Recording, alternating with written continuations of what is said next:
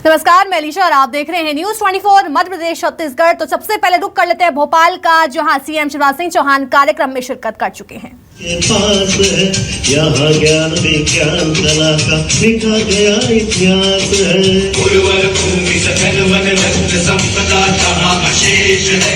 स्वर सौरभ सुषमा से पंडित मेरा मध्य प्रदेश है।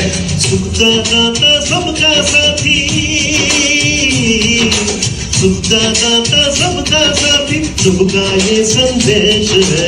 माँ की गोद पिता का आश्रय मेरा मध्य प्रदेश है।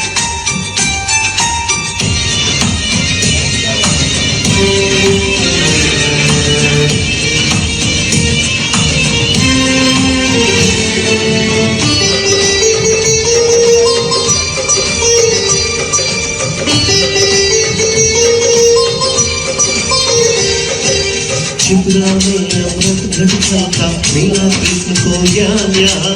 महाकाल को तिलक लगा ले मिला हमें वरदान यहाँ। शिप्रा में अमृत घट का मिला कृष्ण को ज्ञान यहाँ। महाकाल को तिलक लगा ले मिला हमें वरदान यहाँ। कविता ज्ञान वीरता कायल सब कुछ यहाँ विशेष है। हृदय देश का यह मैं इसका मेरा मध्य प्रदेश है।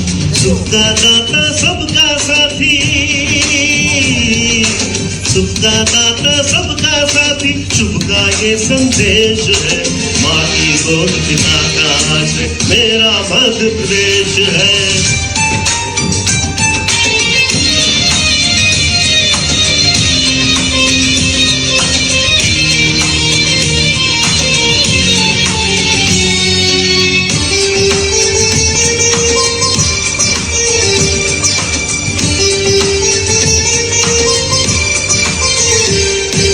चंबल की कलकल से गूंजी कथा तान बलिदान की। खजुराहों में कथा कला की, चित्रकूट में राम की।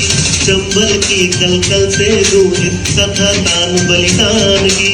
खजुराहों में कथा कला की, चित्रकूट में राम की। बैठ का आदि कला का पत्थर पर अभिषेक है। अमृत कुंड अमरकंटक में ऐसा मध्य प्रदेश है। सुखदा दाता सबका साथी, सुखदा दाता सबका साथी, शुभ का ये संदेश है। माँ की गोद पिता का आश्रय मेरा मध्य प्रदेश है। सुखदा दाता सबका साथी, शुभ का ये संदेश है। माँ की गोद पिता का आश्रय मेरा मध्य प्रदेश है।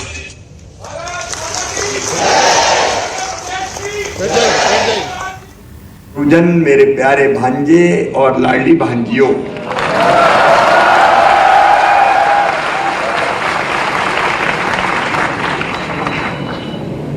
कोविड के बाद आयुर्वेद का डंका पूरी दुनिया में अब फिर से बज रहा है।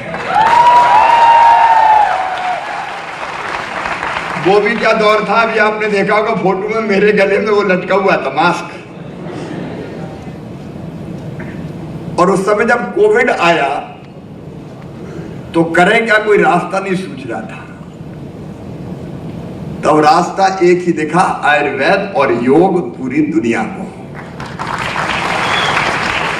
भारत अत्यंत प्राचीन और महान राष्ट्र है। 5000 साल से तो ज्यादा ज्ञात इतिहास है हमारा।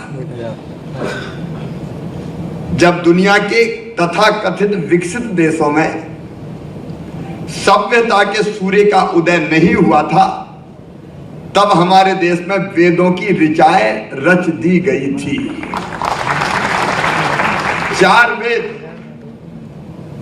ऋग्वेद, यजुर्वेद, सामवेद, अथर्ववेद और 5वां वेद आयुर्वेद। ये 5वां वेद। हमारे यहां कहा गया पहला सुख निरोगी काया, शरीरम आद्यम खलु धर्म साधनम। सब धर्मों का पालन करने का साधन क्या है? शरीर ही है। धर्म मतलब कर्तव्य भी है। नयमात्मा बलहीने लभ्या। शरीर में ताकत नहीं है तो ना आत्मा मिलेंगे ना परमात्मा मिलेंगे। और अपने आप केवल ये नहीं कहा कि बीमार हो जाओ तब इलाज करो। आप स्वस्थ कैसे रह सकते हैं?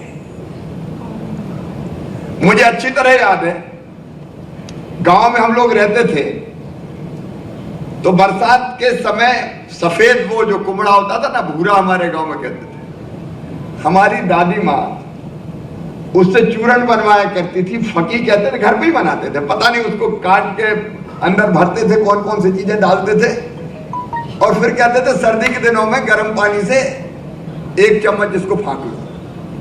हम लोग फाँक रहे इसको कहते थे फकी, तो वही फाँकते थे, बनता था घर घर में। ये आयुर्वेद।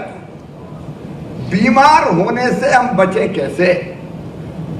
और इसलिए अच्छा, फिर आयुर्वेद की दवा खाने में मजा आ जाता था। एलोपैथी वाले तो कड़वी देते हैं, बड़ी मुश्किल से निकलना पड़ता है।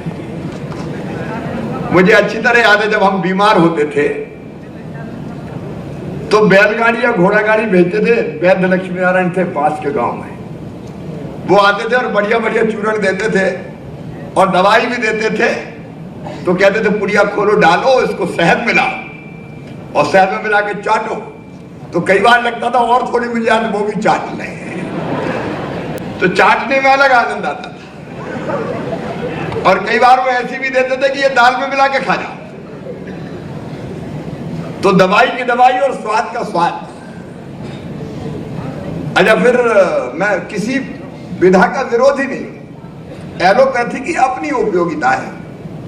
सर्जरी जैसे मामले में, हालांकि अपने आप ही सर्जन कितने बरस पहले हुए आप जानते हैं, बताने की जरूरत नहीं है, लेकिन आयुर्वेद एक संपूर्ण विधा है।